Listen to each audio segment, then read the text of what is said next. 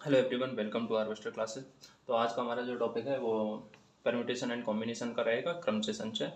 तो सबसे पहले अपन स्टार्ट करते हैं। देखो, इम्पोर्टेंट टॉपिक है एंड अगर आपको ध्यान से कंसंट्रेट होकर समझोगे तो समझ में आ जाएगा, नहीं तो थोड़ा कॉम्प्लिकेटेड भी हो सकता है टॉपिक। ठीक है, तो सबसे पहले देखो, क्रम से क्या होता है, संचय क्या होता है, इस बारे में थोड़ा सा डिस्कस कर लेते हैं। परम्यूटेशन हो जाएगा अपने पास में, देख रहे हैं ना यहाँ तक, तो ठीक है। ये हो जाएगा अपने पास में क्रमचय और ये हो जाता है संचय। ठीक है, क्रमचय में अपने पास में जो वस्तुएं और जो भी अपने पास में अक्षर वगैरह होते हैं, उसमें मोस्टली अपन क्या करते हैं, जो अपने पास में अंक और नंबर होते हैं, अंक तथा नंबर, उनसे जो अपने पास में शब्द शब्द या संख्याएं जो भी बनती हैं, वो अपने पास में इसमें क्रमचय में आते हैं। उनको व्यवस्थित करने के तरीके और उनको व्यवस्थित करने के साथ साथ में अरेंजमेंट के तरीके, और इसमें आ जाता है अपने पास में समूह या टोली बनाते हैं ना, समूह या टोली वगैरह बनाते हैं, तो इसमें अपने पास में संचय में आ जाता है उनका चयन करना, और इसमें चयन करने के साथ साथ में उनको व्यवस्थित करना। तो सबसे पहले देखते हैं अपन संचय। संचय में क्या होता है, कॉम्बिनेशन। देखो, संचय कॉम्बिनेशन में क्या होता है अपने पास में, इसको अगर देखें तो इसमें अपने पास में चीज़ों को चयन करते हैं, चीज़ों को चयन करते हैं। जैसे अपने पास में 5 लड़के और 4 लड़कियों में से उनको चयन करने के कुल कितने तरीके हैं, 6 लड़कों को या वो टोटली 6 लोगों की टोली बनानी है, तो उनको चयन करने के कुल कितने तरीके हैं। तो इसको अपन एनसीआर से डिनोट करते हैं, एनसीआर, या फिर इसको अपन इस तरीके से भी लिख देते हैं, CNR। ठीक है, या फिर इसको इस तरीके से भी लिख देते हैं, CNR। ओके, इसको अपन संचय बोल देते हैं। एंड इसके साथ साथ में दी हुई वस्तुएं होती हैं, उनमें से आर को चयन करने के तरीके होते हैं, वही अपने पास में संचय कहलाता है। अब ये संचय का जो फॉर्मूला है वो होता क्या है एक्चुअल में, संचय NCR बराबर क्या होता है, n factorial upon n factorial में से आर, आर फैक्टोरियल ले लिए, n में से आर फैक्टोरियल, एंड इसके साथ साथ में n माइनस आर फैक्टोरियल। ठीक है, अब देखो फैक्टोरियल क्या होता है उसके बारे में भी थोड़ा बात करते हैं, अपन डिस्कस करेंगे। यहाँ तक देखना है ना, चलो ठीक है, यहाँ तक मैं साफ कर देता हूँ इसको। ये तो हो गया अपने पास में संचय, एंड संचय के साथ साथ में अब देख लेते हैं अपन क्रमचय क्या होता है।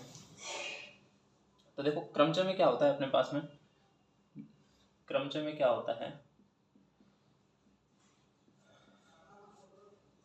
क्रमचय परम्यूटेशन में क्या होता है अपने पास में, NPR होता है, और इसको अपन क्या बोलते हैं, इनमें से n वस्तुओं में से r वस्तुओं को चयन करने के कुल तरीके, n में से r वस्तुओं को चयन करने के कुल तरीके। अब देखो, ये जो n वस्तुओं में से r वस्तुएं ली हैं, या तो अपन इसको इस तरीके से लिख सकते हैं n माइनस आर, या फिर अपन इसको इस तरीके से लिख सकते हैं n factorial upon r factorial. P वाला था ना जो फॉर्मूला अपने पास में, NCR वाला जो फॉर्मूला था, तो यहाँ पे आर फैक्टोरियल आ जाएगा and n minus r factorial. अब जो ये आर फैक्टोरियल है, एन आर फैक्टोरियल को अपन मल्टीप्लाई कर देंगे, यानी कि जो चयन किया है उनको व्यवस्थित करने के कुल कितने तरीके हैं, तो आर फैक्टोरियल अपने पास में इनको व्यवस्थित करने के कुल तरीके हो जाएंगे। तो आर से आर कैंसिल हो जाता है, तो इसको अपन बोलते हैं n upon n factorial upon n minus r factorial. ठीक है, एन माइनस आर फैक्टोरियल बोलते हैं। और इसके साथ साथ में अगर बात करें अपन, देख रहे हैं ना क्लियर, ठीक है।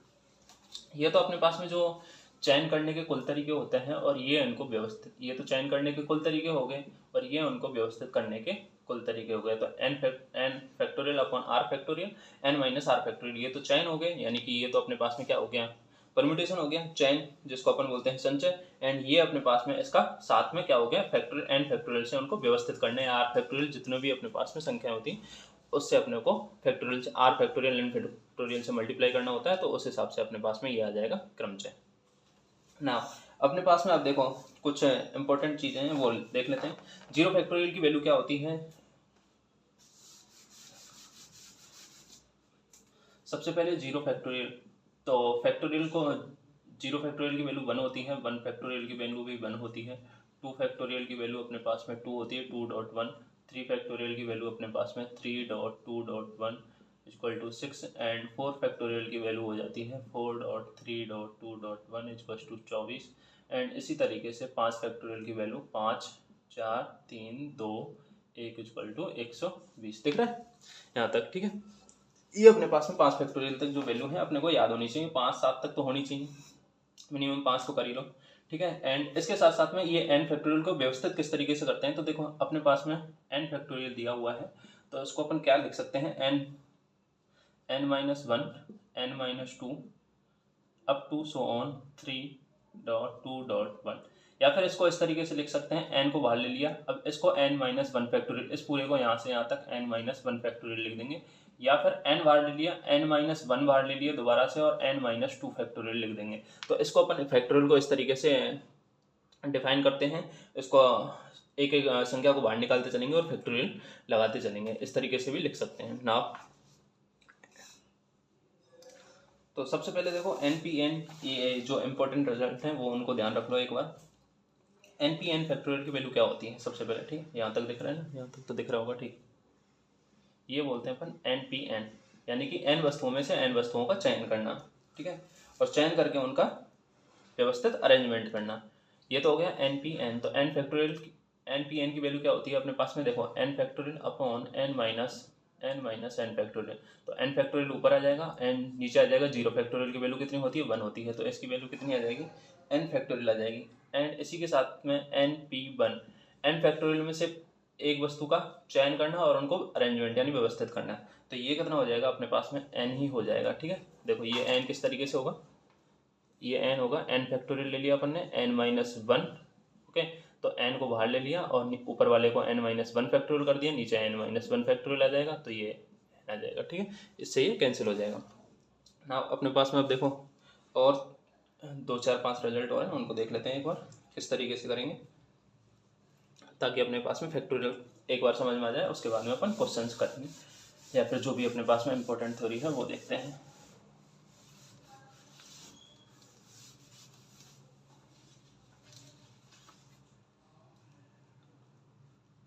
अब देखो NPR दिख रहा है ना यहाँ तक,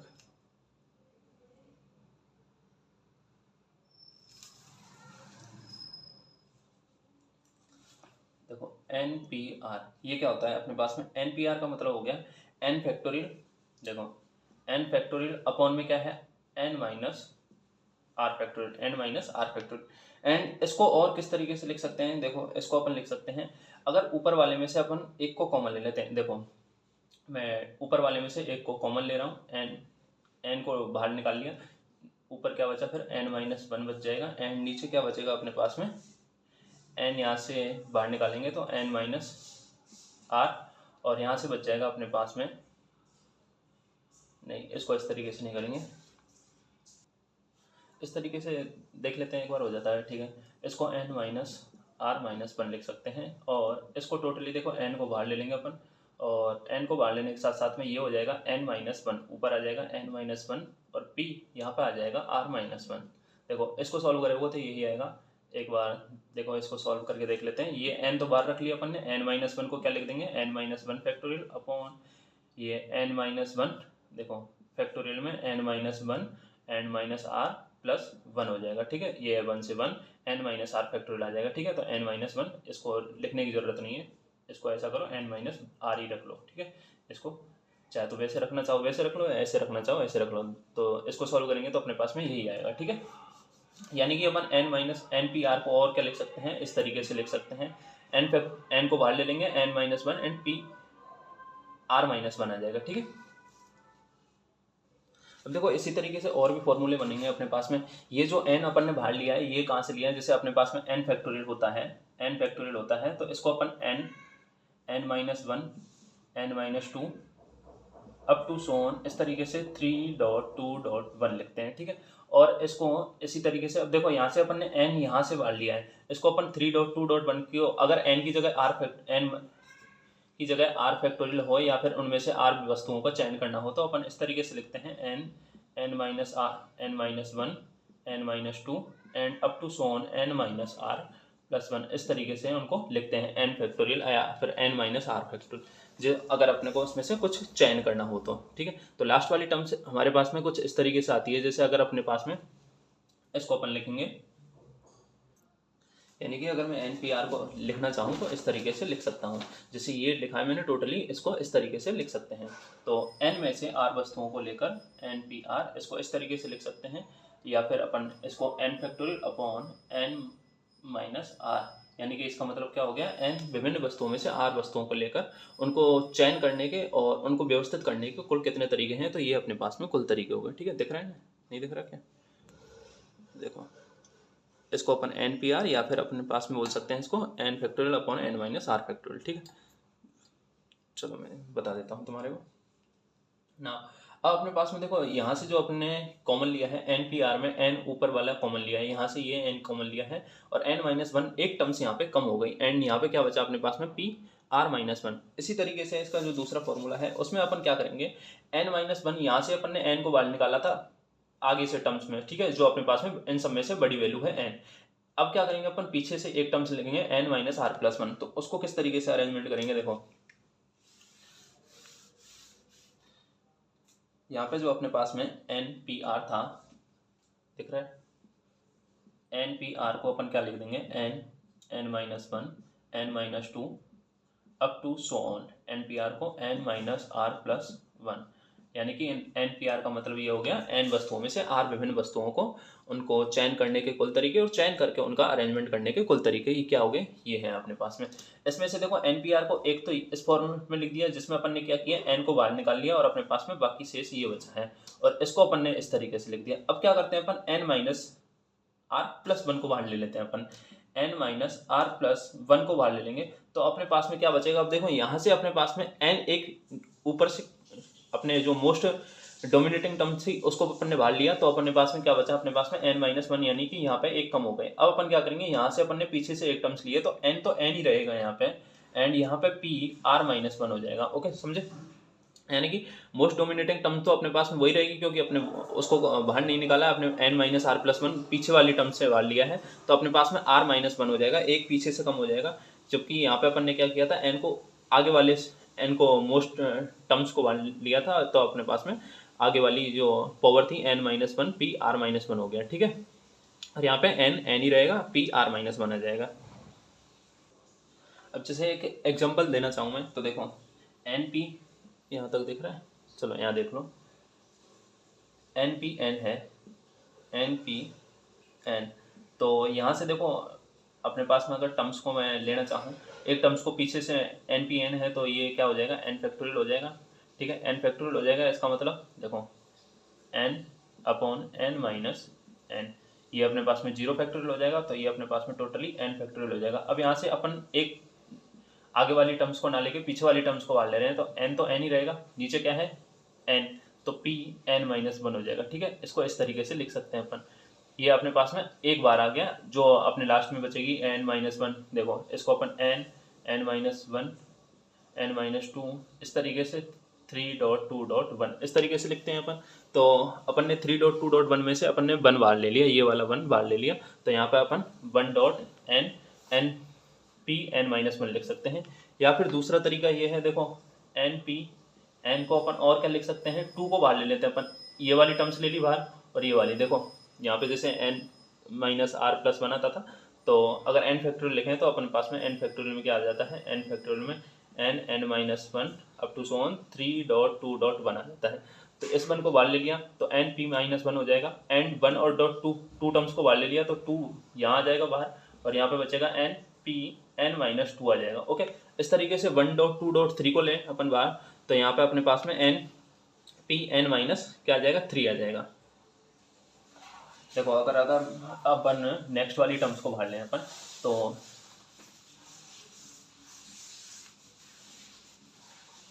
ये अपने पास में आ गया। अब अपन बाहर ले लेते हैं एन पी एन को, और इस तरीके से लिख सकते हैं, वन बाहर ले लिया, टू बाहर ले लिया, थ्री बाहर ले लिया, पीछे वाली तीन टर्म्स बाहर लेनी, अपने पास में क्या बचा, एन ऊपर बचेगा, N P N minus three बचेगा। ठीक है, तीन टर्म्स बाहर लेनी तो तीन टर्म्स के में से एन माइनस थ्री कर देते हैं। इसी तरीके से अपन नेक्स्ट और कर सकते हैं। एंड एक इंपॉर्टेंट रिजल्ट है वो देखते हैं अपन, एक इंपॉर्टेंट रिजल्ट है वो कुछ इस तरीके से, एन पी आर बराबर देखो n plus one P r, ये होता है अपने पास में n P r plus r dot n P r minus one. ठीक है, ये किस तरीके से होता है देखते हैं, n plus one P r, इसको क्या लिख सकते हैं, n plus one factorial upon n minus are plus one factorial. ठीक है, नीचे लिख देंगे अपन, एंड यहाँ पे एन पी आर है अपने पास में, तो एन पी आर को अपन ने देख लिया किस तरीके से लिख सकते हैं, आर फैक्टोरियल यहाँ पे आर है, डॉट में n dot P r minus one. अब देखो ये होती किस तरीके से, इसको अपन इस तरीके से लिख सकते हैं। और कैसे लिख सकते हैं, किसी भी एक साइड को अपन देख लेते हैं, बाकी दूसरे वाले को प्रूव कर देते हैं। देखो एन पी आर है तो अपन इसको एन फैक्टोरियल लिख देंगे, अपॉन में दिख रहा है यहाँ तक, अपॉन में क्या लिख देंगे, एन माइनस आर फैक्टोरियल लिख देंगे, प्लस में क्या है डॉट आर है, यहाँ से एन फैक्टोरियल आ जाएगा, एंड नीचे आ जाएगा n factorial r plus one factorial. ठीक है, एंड यहाँ से अपन क्या करते हैं, देखो ये है अपने पास में एन फैक्टोरियल, अपॉन में n minus r factorial, plus r को यहीं रहने देते हैं एन फैक्टोरियल, एंड यहाँ से अपन क्या करते हैं, एक n minus are plus one को बाहर ले लेते हैं, एंड यहाँ पे बच जाएगा n minus r factorial. Okay, अब देखो n upon n minus r factorial, और यहाँ से n upon n minus r factorial को बाहर ले लेते हैं, तो n upon n minus r factorial को यहाँ से बाहर ले लिया, दिख रहा है, देखो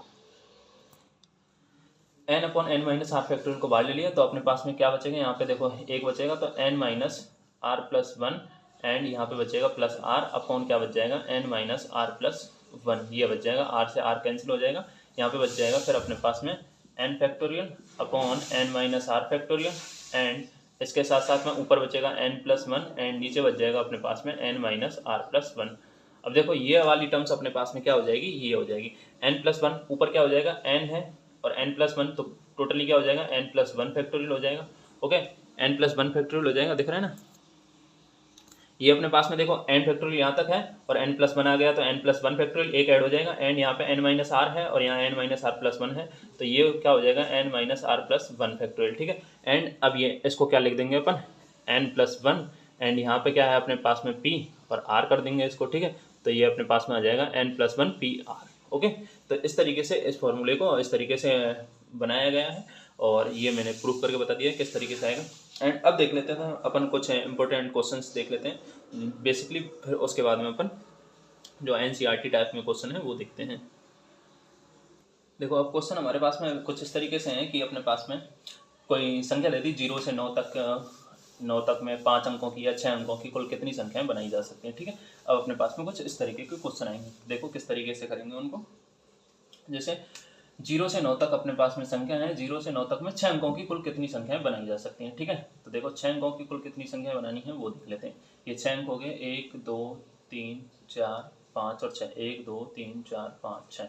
ठीक है, अब देखो 0 से 9 तक अंकों की संख्या बनानी है, तो संख्या बनाने के लिए अपने पास में यहाँ पे फर्स्ट टर्म्स अपने पास में कितने ऑप्शन रहेंगे, पहली वाली जगह पे अपने पास में रहेंगे 9 ऑप्शन, क्योंकि 0 इसमें 6 अंकों की संख्या नहीं बनाएगी। 0 अगर यहाँ पे पुट करते हैं तो अपने पास में कितना आ जाएंगे 9, NC1 9 में से एक को चयन करना है अपने को। ठीक है, एंड इसके पास में अब कितने ऑप्शन हैं, 10 हैं, क्योंकि अब तो यहाँ पे 0 आ सकता है किसी भी जगह पे, तो 10C1 आ जाएगा, यहाँ पे भी 10C1 आ जाएगा, एंड यहाँ पे 10C1 आ जाएगा, again 10C1 and again 10C1 आ जाएगा। तो अपने पास में कुल 6 अंकों की कुल कितनी संख्या बनाई जा सकती हैं, देख लो 9 गुणा 1 2 3 4 5। ठीक है, यानी कि ये आपके पास में 5 9 लाख हो गए, 9 लाख है ना, 1 2 3 4 5, 5 तो 10C1 आ जाएगा एंड 9C1 आ जाएगा एक, तो अपने पास में इस तरीके की ये संख्या बन जाएंगी। नाउ अगर अपने पास में कुछ इस तरीके का क्वेश्चन है,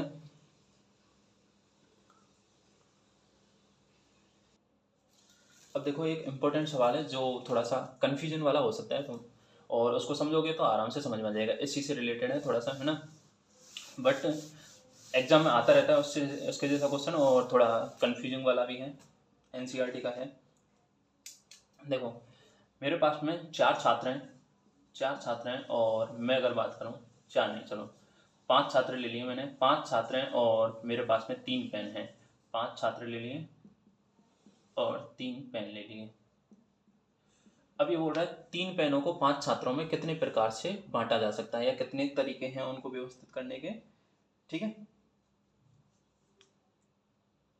या फिर मैं क्वेश्चन को अच्छे से लिखूं तो आप देख लो एक बार, ताकि आपको भी कंफ्यूजन ना रहे किस तरीके क्वेश्चन में किस तरीके का अपने पास में कॉन्सेप्ट होता है। देखो 5 छात्र हैं अपने पास में, 5 छात्रों को पेन ले लो, पेंसिल ले लो, आम ले लो, कुछ भी आप जो उनको देना चाहो। ठीक है, 5 छात्रों को 3 पेंसिल, 5 छात्रों को 3 पेंसिल कितने नहीं दिख रहा क्या? चलो ठीक है। देखो, 5 छात्रों को 3 पेंसिल कितने प्रकार से बांटी जा सकती हैं? कितने प्रकार से 5 छात्रों को 3 पेंसिल कितने प्रकार से बांटी जा सकती हैं? बांटी जा सकती हैं, जबकि एक छात्र को, प्रत्येक छात्र को, एक नहीं प्रत्येक छात्र को कितनी भी पेंसिल दी जाए, एक प्रत्येक छात्र को कितनी भी पेंसिल दी जा सकती हैं। ठीक है,